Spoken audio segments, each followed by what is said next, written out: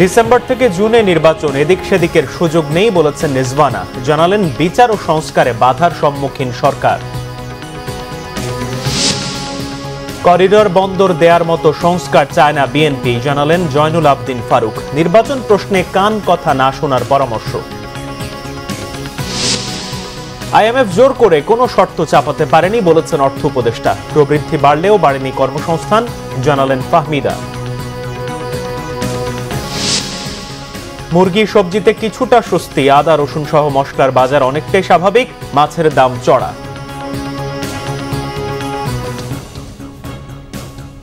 দেখছিলেন crown cement সংবাদ শিরোনাম। ডিসেম্বর থেকে জুনের মধ্যে নির্বাচন, এদিক সেদিক যাওয়ার সুযোগ নেই বলেছেন পরিবেশ, বন ও জলবায়ু পরিবর্তন এবং পানি সম্পদ মন্ত্রণালয়ের উপদেষ্টা সৈয়দা রিজওয়ানা হাসান।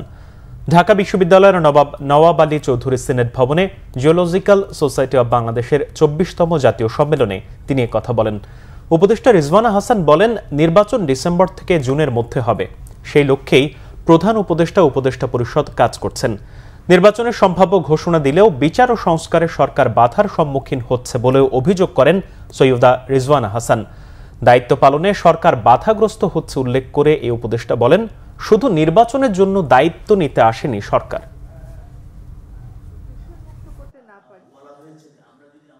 এই যে প্রতিবন্ধকতাগুলো হচ্ছে আমাদের এই বড় দাগের ৩টা দায়িত্ব পালন করার জন্য, এই প্রতিবন্ধকতাগুলোকে আমরা কিভাবে মোকাবেলা করব, আদৌ মোকাবেলা করতে পারবো কিনা, যদি মোকাবেলা করতে পারি কিভাবে করব, যদি মোকাবেলা করতে না পারি তাহলে আমাদের কি করণীয় হবে, আমরা সকলে মিলে এটা চিন্তা করছি।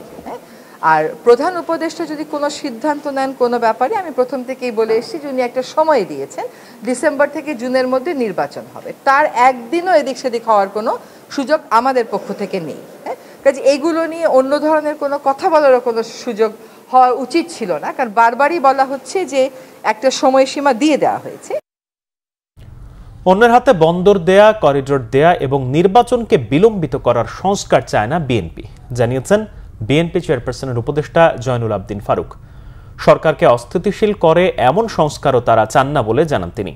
জাতীয় সংসদ নির্বাচন নিয়ে ষড়যন্ত্রের প্রতিবাদে জাতীয় প্রেস ক্লাবের সামনে এক সভায় এসব কথা বলেন জয়নুল আবদিন ফারুক। তিনি প্রশ্ন করেন, ৯ মাসেও কেন সংস্কার করতে পারল না অন্তর্বর্তীকালীন সরকার? কাদের পরামর্শে এখনো নির্বাচনের তফসিল ঘোষণা করা হয়নি, এমন প্রশ্ন করেন।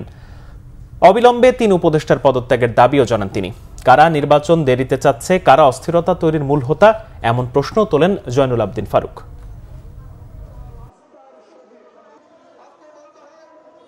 আমরা তো আপনার কাছে নির্বাচন চাই, সংস্কার করেন, এমন সংস্কার করেন না যে সংস্কারের মধ্য দিয়ে করিডোর হবে, চট্টগ্রামের বন্দর অন্যের হাতে চলে যাবে, এমন সংস্কার করেন না যে সংস্কারের মধ্য দিয়ে ষড়যন্ত্রকারীরা নির্বাচনকে বিলম্বিত করে আপনাকে অস্থির করে তুলবে। বিএনপি ক্ষমতায় এলে জুলাই আগস্ট আন্দোলনের শহীদ ও আহতদের পরিবারের সব দায়িত্ব রাষ্ট্র নেবে বলেছেন বিএনপির সিনিয়র যুগ্ম মহাসচিব রুহুল কবির রিজভী। দুপুরে নরসিংদীর মেহেরপাড়া ইউনিয়নের চৌয়া এলাকায় গণ অভ্যুত্থানের শহীদ আরমানের পরিবারের সাথে সাক্ষাৎ শেষে তিনি একথা বলেন। এ সময় রিজভী আরও বলেন, যারা জুলাই আন্দোলনের সুফল পাচ্ছেন, যারা উপদেষ্টা সহ বড় বড় পদ পাচ্ছেন, এমনকি রাজনৈতিক দল গড়ে তুলছেন, তাদের শহীদদের পরিবারের আরও বেশি খোঁজ খবর নেওয়া উচিত। যারা এত এত কাজের ফিরিস্তি তুলে ধরছেন, তাদের কাছে গণ অভ্যুত্থানে শহীদদের তালিকা কেন নেই, এমন প্রশ্ন করেন তিনি। এদিকে বিএনপির ভারপ্রাপ্ত চেয়ারম্যান ও আমরা বিএনপি পরিবারের পৃষ্ঠপোষক তারেক রহমানের নির্দেশনায় শহীদ আরমান মোল্লার পরিবারের সদস্যদের আর্থিক সহায়তার পাশাপাশি সন্তানদের লেখাপড়ার দায়িত্ব নিয়েছে বিএনপি। যাদের রক্তের উপর আপনার এই অন্তর্বর্তী সরকার এবং আরো যারা আজকে অত্যন্ত ক্ষমতাশালী মানুষ বলে নিজেদের মনে করছেন, নতুন রাজনৈতিক দল যারা গড়েছেন, যারা ডিসি এসপির অফিসে সারাক্ষণ বসে থাকেন, তাদের কাছে এই লিস্ট নেই কেন? কেন আরমান মোল্লার ছেলে আজকে এতিমখানায় থাকবে? আজকে তো তাদেরকে সব দিক থেকে সরকার এবং রাষ্ট্রের দায়িত্ব ছিল এই পরিবারটির পাশে দাঁড়ানো। বিএনপি যদি ক্ষমতায় আসে, প্রতিটি শহীদ এবং যারা আহত হয়েছেন প্রত্যেকটি দায়িত্ব তখন রাষ্ট্র দায়িত্ব পালন করবে। অর্থ উপদেষ্টা ডক্টর সালেহউদ্দিন আহমেদ বলেছেন, IMF বাংলাদেশের উপর জোর করে কোনো শর্ত চাপিয়ে দিতে পারেনি। বাংলাদেশ ইকোনমিক অলিম্পিয়াড 2025 এর চূড়ান্ত পর্বের অনুষ্ঠানে কথা বলেন অর্থ উপদেষ্টা। অর্থনীতি শিক্ষা দেশ গড়ার দীক্ষা এই স্লোগান সামনে রেখে অলিম্পিয়াডে অর্থ উপদেষ্টা বলেন, সরকারের নানা চ্যালেঞ্জ থাকা সত্ত্বেও বাজেট নিয়ে কাজ করে যাচ্ছে। এ সময় সিপিডির নির্বাহী পরিচালক ডক্টর ফাহমিদা খাতুন বলেন, বিগত 5 দশকে অর্থনীতির প্রবৃদ্ধির সুফল সকল শ্রেণীর কাছে পৌঁছানো সম্ভব হয়নি। বৈষম্য রয়েই গেছে। প্রতি বছর দেশে প্রবৃদ্ধি বাড়লেও তা যথেষ্ট কর্মসংস্থান তৈরি করতে পারছে না বলে মনে করেন সিপিডির নির্বাহী পরিচালক। ক্ষমতাসীনদের সাথে যাদের সখ্যতা তাদেরকেই গত 5 দশক সুবিধা দেওয়া হয়েছে বলেও মন্তব্য করেন ডক্টর ফাহমিদা। এবং যেই কারণে কিন্তু দেখছি যে আমরা একদিকে প্রবৃদ্ধি, অন্যদিকে বৈষম্য।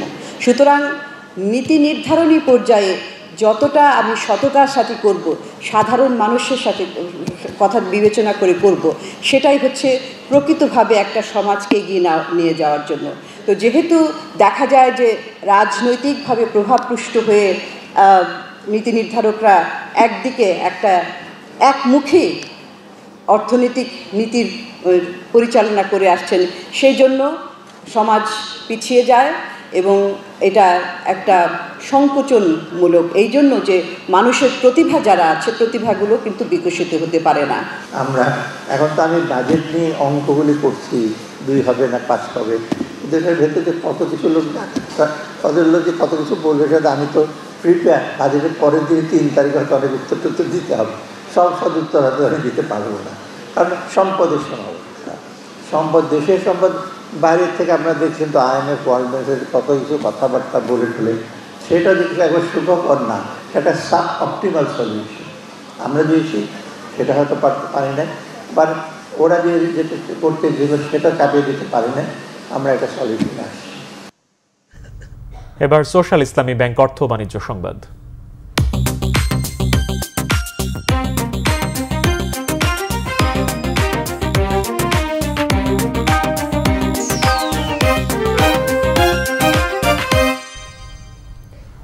কিছুটা কমেছে মুরগির দাম, তবে চড়া মাছের বাজার। এদিকে কোরবানির ঈদ সামনে রেখে মশলার বাজার এখনো স্বাভাবিক। 2-1টি বাদে বেশিরভাগ মশলার দামই অপরিবর্তিত। বিস্তারিত শুভ মাহফুজের রিপোর্ট। দীর্ঘদিন পর স্বস্তি মিলছে মুরগির বাজারে। সপ্তাহের ব্যবধানে কেজিতে 20 টাকা কমে প্রতি কেজি ব্রয়লার মিলছে 150 টাকা। কমেছে সোনালী মুরগির দামও। মানভেদে বিক্রি হচ্ছে প্রতি কেজি 200 থেকে 260 টাকা পর্যন্ত। ব্রয়লার মুরগি বিক্রি হইতেছে 150 থেকে 160 টাকা, আর সোনালী মুরগি যেটা ভালো সোনালী জাত ওটা বেচা হইতেছে 260 টাকা। আবার হাইব্রিড মুরগিটা বিক্রি হইতেছে 220 থেকে 30 টাকা, আর কালার বাট একটা আছে ওটা 200 টাকা বিক্রি হইতেছে। সবজির বাজারেও কিছুটা স্বস্তি। পর্যাপ্ত সরবরাহ থাকায় প্রায় প্রতিটি সবজি মিলছে 40 থেকে 50 টাকায়। বর্ষাকালীন সবজি বের হয়েছে তো জন্য কিছুটা কম দেখা যাচ্ছে। ওই যে কাঁকরোল, ঢেঁড়স, ভেন্ডি, করলা অনেক আগের থেকে কম আছে। কাঁকরোল 60 টাকা, ভেন্ডি 40 টাকা, পটল 50 টাকা, শসা 60 টাকা, সিজিঙ্গা 50, 40, 60 বিভিন্ন রেটের, করলা 50 টাকা। তবে মাছের দাম অনেকটাই ঊর্ধ্বমুখী। আমরা মাছে ভাতে ভাঙালি, সেই মাছ তো ধরা ছোঁয়ার বাইরে চলে গেছে। এখন ডাল ভাতে যে আমরা বাঙালি সেটাও দুষ্কর। আমি আপনার মারফত সংশ্লিষ্ট কর্মকর্তার কাছে জানতে চাই, নদীর মাছের দাম বেশি চাষের মাছের চেয়ে, নদীর মাছের দাম কিভাবে বেশি হয়? এটা তো উৎপাদন কোনো খরচ নাই, একটা মহাজন খরচ থাকতে পারে, কিন্তু নদীর মাছের দাম কেন তো বেশি থাকবে? এদিকে কোরবানির ঈদ সামনে রেখে এখনও স্বাভাবিক রয়েছে মশলার বাজার। সব ধরনের মশলাই বিক্রি হচ্ছে আগের দামে। কমেছে আদা রসুনের দাম। প্রতি কেজি আদা 100 থেকে 120, আর রসুন বিক্রি হচ্ছে 100 থেকে 150 টাকায়। গত মাসে যে দামটা ছিল এই মাসে এসে কেজি প্রতি 200 থেকে 300 টাকা কমেছে। জিরার দামটাও একটু নিম্নমুখী, এখন 580 থেকে শুরু করে 640-50 এরকম দাম চলতেছে। লবঙ্গ দামটাও ঠিক আছে। আদা বেশি 150 টাকা, বর্তমান বেচতে আছে 120 থেকে ধরে 100 টাকা। এই যে রসুন এটা রমজানে বেচছে 220 টাকা, 200 টাকা, আমরা বর্তমান বেচতে আছে 180 থেকে 150 টাকা। নিত্যপণ্যের দাম সাধারণ মানুষের নাগালে আনতে সরকারের আরও তদারকি চান ক্রেতারা। শুভ মাহফুজ, বাংলা ভিশন, ঢাকা। সরকারি হিসেবেই জিডিপিতে কুটির, ক্ষুদ্র ও মাঝারি শিল্প এসএমই খাতের অবদান ৩০ থেকে ৩২% হলেও এই খাত নিয়ে সরকারের পদক্ষেপ সামান্যই বলে মনে করেন উদ্যোক্তা ও বিশ্লেষকরা। খেলাপি ঋণ ও অর্থ পাচারে দেশের অধিকাংশ ব্যাংক ডুবতে বসলেও এখনও রাষ্ট্রের নজর বড় উদ্যোক্তাদের দিকেই। অথচ দেশের ৮৫% কর্মসংস্থান সৃষ্টিতে অবদান রাখা এসএমই খাত রাষ্ট্রীয় অগ্রাধিকার পেলে পাল্টে যাবে দেশের আর্থসামাজিক অবস্থা, এমনটাই মনে করেন বিশ্লেষকরা। এসএমই খাত নিয়ে গোলাম মইনুল আহসানের ৩ পর্বের প্রতিবেদনের প্রথমটি আজ। প্রতি বছর চাকরির বাজারে আসছেন অন্তত ২০ লাখ নতুন মুখ। এর বিপরীতে মাত্র ১ লাখের মিলছে সরকারি চাকরি। বাকিদের যেতে হয় বেসরকারি চাকরিতে কিংবা বইতে হয় বেকারত্বের যন্ত্রণা। তবে মুদ্রার অপিটের ছবিও আছে, যা সমাজের দৃষ্টিভঙ্গিকে চ্যালেঞ্জ জানাতে পারে। যারা চাকরির পেছনে না ছুটে হচ্ছেন উদ্যোক্তা।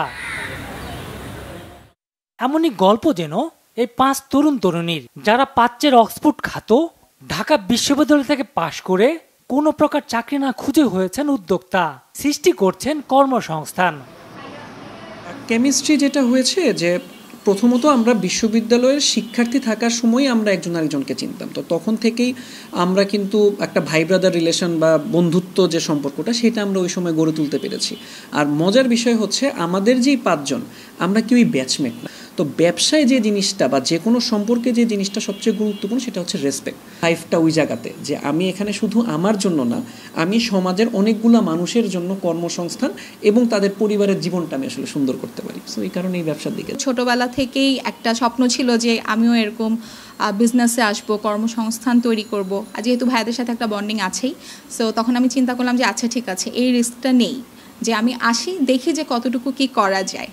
তো আসলে এভাবেই ব্যবসায় ভাইয়াদের সাথে ইনভলভ হওয়া, যে ডিসিশনটা আমাদের সবার মিলে মনে হচ্ছে যে বেস্ট, আমরা সেই ডিসিশনটাই নিচ্ছি। ২০১৯ সালে শুরু উদ্যোগের কলেবর দিন দিন বাড়ছে, জানান তাদের স্বপ্নের কথা। এখন যেমন আইকিয়াকে বলা হয় হচ্ছে ফার্নিচারের সবচেয়ে বড় ব্র্যান্ড, ইনফরমেশন টেকনোলজিতে ধরেন অ্যাপেল। আমি চাই হোম ডেকোর এবং সুভিনির ব্র্যান্ডে হাত বাক্স পুরো ওয়ার্ল্ডে একসময় লিড করবে।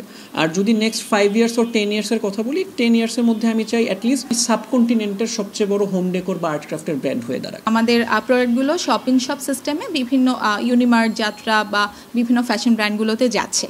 এছাড়াও দেখা যায় যে বিভিন্ন সময় প্রায় সময় ফরেনাররা আমাদের এখানে চলে আসেন। ঢাকা চেম্বার সভাপতি তাসকিন আহমেদের মতে, জনবহুল এই দেশে সবার চাকরি নিশ্চিত করতে পারবে না সরকার, সেক্ষেত্রে সমাধান উদ্যোক্তা সৃষ্টি। দেখা গেছে সরকার কোনো সময় এটাকে নিয়ে ফোর্সফুলি এবং সিরিয়াসলি কিন্তু এটার মনোনিবেশটা করেনি। আমরা এখনো মনে করি যে এটা এখনো দেরি হয়ে যায়নি, কারণ আপনাকে দেখতে হবে যে প্রত্যেক বছর আমাদের প্রায় ২০ লক্ষর উপরে কিন্তু নতুন ওয়ার্কফোর্সের ম্যান পাওয়ার প্রত্যেক বছর ওয়ার্কফোর্সে জয়েন করছে, কিন্তু private sector and public sector কর্মসংস্থান দিতে পারছে কতটুকু? Not even 20%। আমরা তো দেখি যে যাদেরকে ৫০০ কোটি ১,০০০ কোটি টাকা দেওয়া হয়, অনেক টাকা অনেক দেখা যায় যে মিডিয়াতে যে মেরে দিয়ে চলে গেছে, বিদেশে পাচার হয়ে গেছে। কিন্তু আপনি যদি ব্যাংকরা অ্যানালাইসিস করে ছোট ছোট উদ্যোক্তাদের যে ফান্ডিং করেন, ওদের ল্যাপসেস বা ওদের ফেইলিংটার কিন্তু পার্সেন্টেজ অনেক কম পাবেন। আর ওরা যখন একটা ব্যাংকে যায় ৩১ ধরনের ডকুমেন্টেশন চাওয়া হয় তাদের কাছ থেকে। দেশে মোট শিল্প প্রতিষ্ঠানের ৯৯% সিএসএমই, সেই সংখ্যা ১০০ কোটির বেশি। গোলাম মইনুল আহসান, বাংলা ভিশন, ঢাকা। বিশ্ব সড়ক নিরাপত্তা সপ্তাহে সড়ক নিরাপত্তা আইন প্রণয়ন ও বাস্তবায়নের দাবি জানিয়েছেন সংশ্লিষ্টরা। বিশ্ব সড়ক নিরাপত্তা সপ্তাহ উদযাপনে তরুণ পদযাত্রা অনুষ্ঠিত হয়েছে।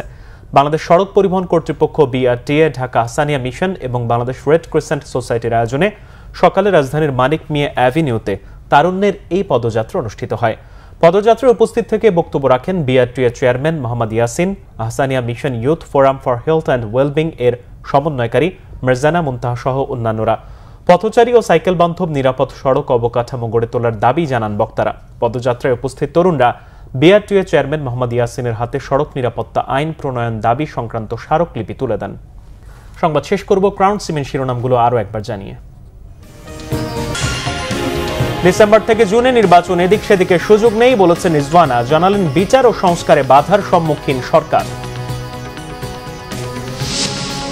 করিডোর বন্দর দেওয়ার মতো সংস্কার চায় না বিএনপি, জানালেন জয়নুল আবদিন ফারুক। নির্বাচন প্রশ্নে কান কথা না শোনার পরামর্শ। আইএমএফ জোর করে কোনো শর্ত চাপাতে পারেনি বলেছেন অর্থ উপদেষ্টা। প্রবৃদ্ধি বাড়লেও বাড়েনি কর্মসংস্থান, জানালেন ফাহমিদা। মুরগি সবজিতে কিছুটা স্বস্তি, আদা রসুন সহ মশলার বাজার অনেকটা স্বাভাবিক, মাছের দাম চড়া।